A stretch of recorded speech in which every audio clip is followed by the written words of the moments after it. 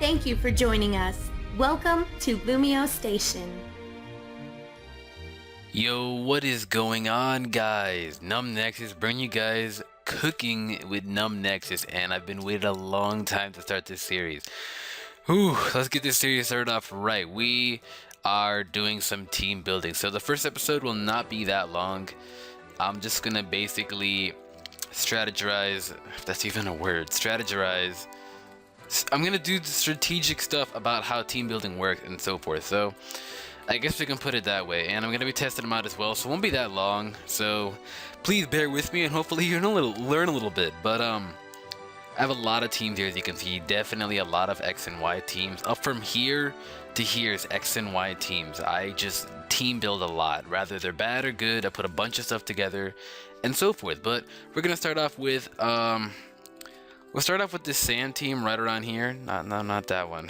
Wrong sand team, but we'll start off with this sand team around here, consisting of a Garchomp, Hippowdon, Mamoswine, Sylveon, Ferrothorn, and Alakazam. Now, you always want to base your Pokemon around one certain idea. Some people want to do weather, some people want to do a certain kind of Pokemon, maybe a type of hazards now you can do.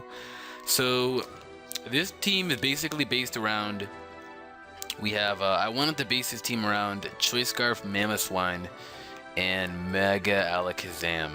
Now, they're both very too fast Pokemon, barring that Mega Alakazam is one of the fastest Mega Pokemon out there, even top 5 fastest Pokemon in general. And we have Mamoswine, which he's got decent base speed stat. If you look at that, he has a base speed of 80. I don't know how the hell a huge mammoth runs that fast, but he does. And getting him the Choice Scarf, he's very good. So let's start off with the team bio. We have my Mamoswine, which is basically, or not my Mamoswine, my Hippowdon, which is a defensive wall. Basically what it does is it puts out basically it whirlwinds out people that want to set up, and also cripples them with Toxic and good damage at EQ and stalling off his Lack Off. Basically what you want to do here is you basically try and stall them out with Slack Off, or you get them out with Whirlwind and EQ for the damage. Why not? Stab, you know? But basically, there isn't really much to say, but what you want to do is you want to have, here's how I always run it off is, I run a physical wall, I split it up in half, so I do 3 physical attackers and 3 special attackers, basically to basic it out, you know? I am not on my game basically to base it out, hello, but I put it out that way. So right now, as you see right now, this team isn't the most balanced, but it puts out its work. So it is an introduction, so I guess being sloppy really isn't too bad, and I'll learn as I go on, but hopefully you guys learn a little something as well. As you see, we have 1, 2, 3, 4 physical attackers and 2 special attackers. I was thinking of taking out Garchomp for Greninja, then I do need a water type as well, but at the same time, he does get a speed boost, not even a speed boost. He's a very fast Pokemon, and he's got very powerful stab moves that do handle other Pokemon very well. Now, I do have 2 special attacking Pokemon, but these 2 special attacking Pokemon, one is a tremendous wall who can take it very well, and what the Assault Vet item does is it boosts the special defense actually very high, boosted by 1.5, and it's a whopping move. And it's very crazy. It boosts his special defense very high, and I guess that's why Wish and Toxic don't work. It is a little weird. I probably shouldn't even be having it. I was just trying stuff out again. I was trying stuff out, and it's basically it. You know, Assault Vest does cripple the Toxic and Wish, so that's why it would not work. And I have Mega Alakazam, was very powerful and very fast. And I think that's enough of the team introduction. We have a Mamo right here, very powerful stab moves, very powerful stab moves. What he basically does is he fools people thinking that they want to stay in, but they actually do end up staying in. Perhaps Excadrill, sometimes Gengar, you never know, they overpredict. But Mamoswine doesn't care, and we're going to get straight off with it. And until I find a match, guys, I will be back shortly. Alright, so I'm back here with a match, and we got a match after quite a while, actually. We got a guy against Love_Hate. So, looking at his team right now, as I did say, 3 special attackers and 3 physical attackers is what I mainly run, and it's been working out very well for me. I'm not I'm not like trying to say that like it's been proven. It works pretty well. So looking at this guy's team right now, he's got 1, 2, 3, 4 physical attackers, 2 special attackers. Though they do work out in his favor, he has a special wall, a physical wall, and that can be either 1. And then he has 3 physical attackers. So his team really isn't the greatest. As you can see right now, if we take out his Rotom, Mega Alakazam does handle everything pretty well. If we put up the hazards, Talonflame really cannot do anything, but at the same time, if we lose our Mamo or our Pharaoh or our Hippowdon, then Talonflame might just become a problem. So the number 1 Pokemon we want to get rid of is actually his Rotom, his Garchomp. Those 2 right there are huge threats. Don't get me wrong, Breloom and Talonflame are also threats, but at the same time, they're not as scary as a Mega Garchomp, which is most likely his Mega, and the Rotom. So we are going to be leading off with our... We'll be leading off with our Garchomp, because I know he's going to lead off with that Rotom. He turns out he leads out with Breloom, as usually when you see typically lead Breloom, they're either Focus Sash or lefties, and they go straight after the Spore. And this generation, the grass types are definitely evading grass type moves, so it works out very well in my favor as he goes for the Mach Punch and predicted that very well, as he is a toxic healing Breloom. Now that's very uncommon nowadays, you don't really see that too much, and what he's most likely going to do is now set up the substitute as seeing the Toxic Orb, and that actually could be a huge problem. So what we might actually do now is we might go out into our Garchomp, taking hits pretty well at the same time as he comes out into Florges, which really is not on our favor right now because Fairy in this generation does handle Dragon type very well. So he might have predicted us to go back out into Garchomp, or he might have predicted us to maybe go for the Leech Seed. You never know, but at the same time, if he predicted Leech Seed, I don't know why he would come out to this. So we're going to get straight out of there and go out into our Sylveon as he goes for the Moonblast, as that does respectable damage, very respectable damage, my lord. As we now are free to go for the Psyshock because his physical defense is really weak, but that Moonblast is really racking up. At the same time, we only need our Glitterite here for the Rotom because it does handle Rotom pretty well. So I think we are neutral to that as he does come out to Breloom. He did not see it coming. We go straight for the Moonblast, and I honestly have no idea why he did that. I really don't know. But as he comes into his Talonflame, a massive threat, we're going to get out of there as he goes for the Flare Blitz, which I am guessing he predicted our Ferrothorn to come out into. Though it's a fire type, I don't know why he would do that. We are free now to go for the Whirlwind, thinking that he might want to set up.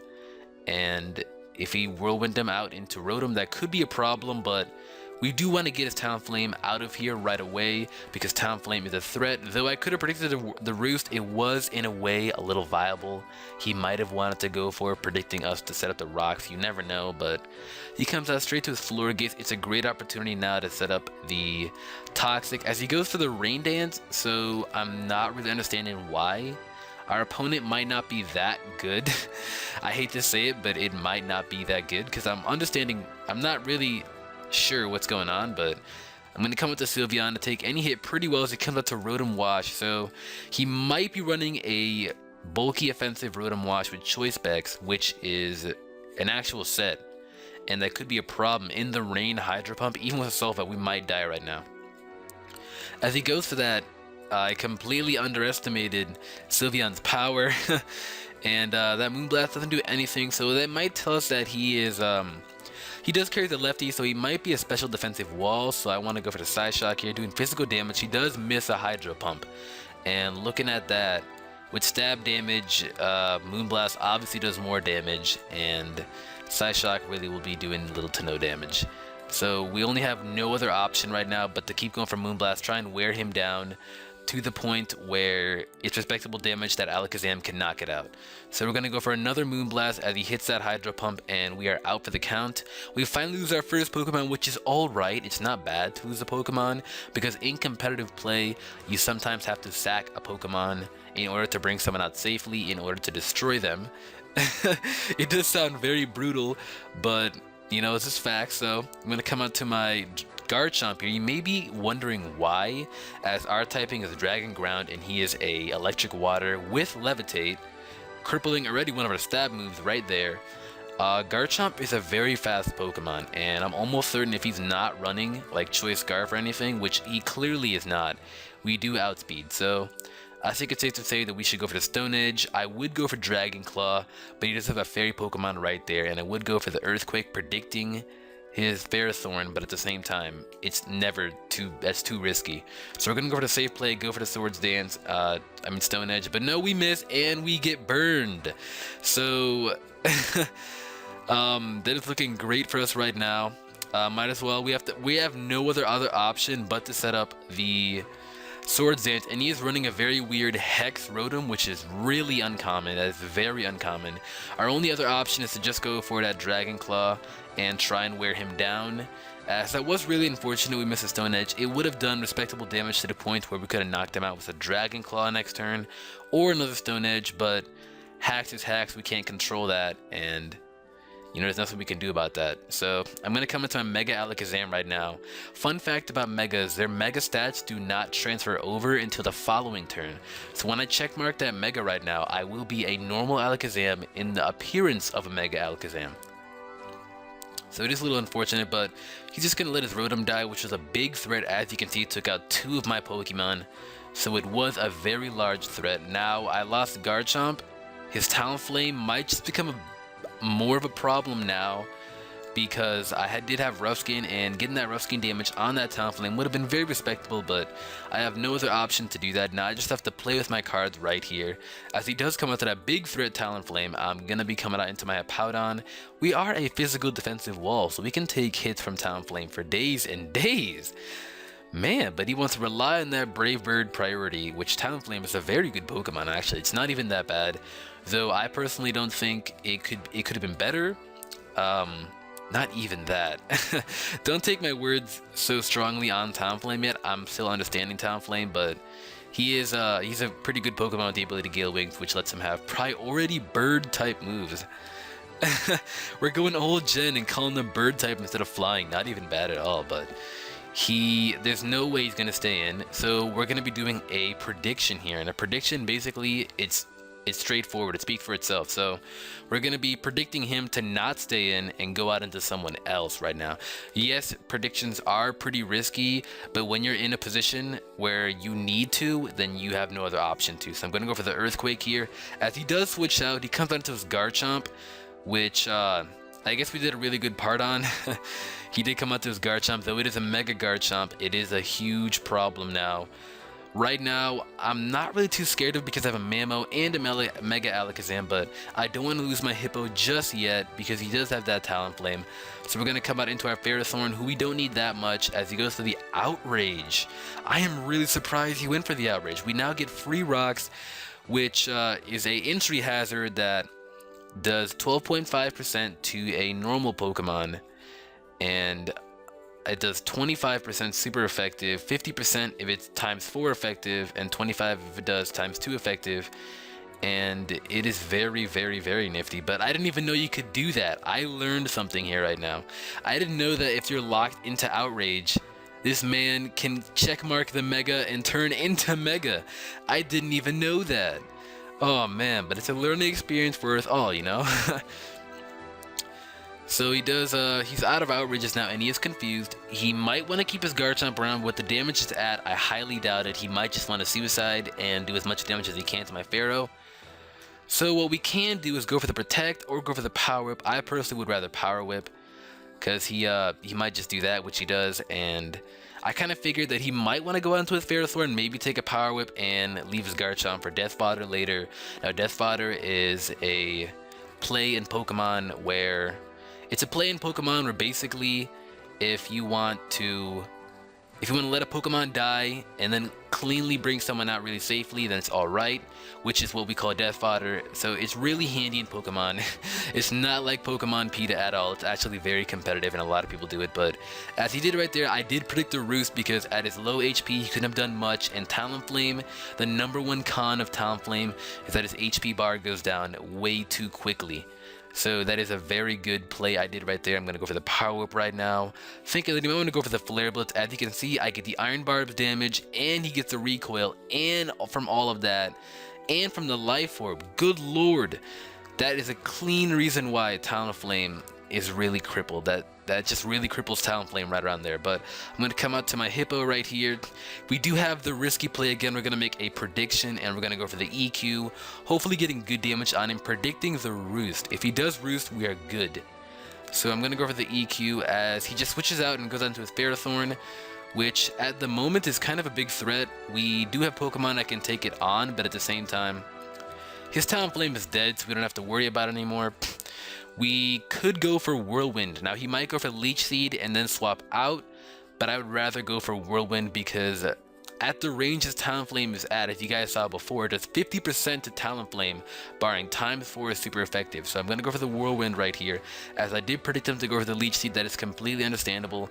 As long as his Talonflame is taking damage, then we are okay, but he does come out the Florges. Now, Florges could be a problem because I don't have anyone to safely take its hit.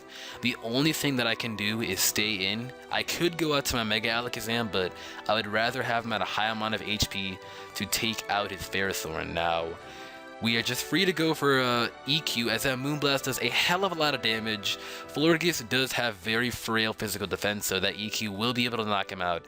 And the only threat to us now is that Ferrothorn. Now, if you guys are wondering, if I know this much information on competitive play, why did I get such a low score? I did have, like I did say before, his Rotom and his Garchomp were the two biggest threats, and you never can play around with threats, so he did put up the Rain, as you guys saw, and that Rain with the Hydro Pumping Rotom, which I'm guessing he might have been modest bulky. He might have been that with the lefties. I've seen that before, but I'm guessing from how he's playing, it might have been max special attack, and I clearly did not have anybody to hit, and Hacks was not on our side. So if you guys feel poorly about that, I guess that's my explanation of why I got a pretty low score. But in the end, at the end of the day, as long as you won the battle, you're all right. So we're going to go for the Hidden Power Fire, which should be able to knock him out from that range. And now the Stealth Rock will be able to take out his Talonflame from entry hazard, and that will be a good game. Love, hate. Lil Bill. If you guys enjoyed this and you found it very helpful, leave that like button because it'd be most appreciated. Until the next time, guys, I am a LumioStation conductor, and I am riding off.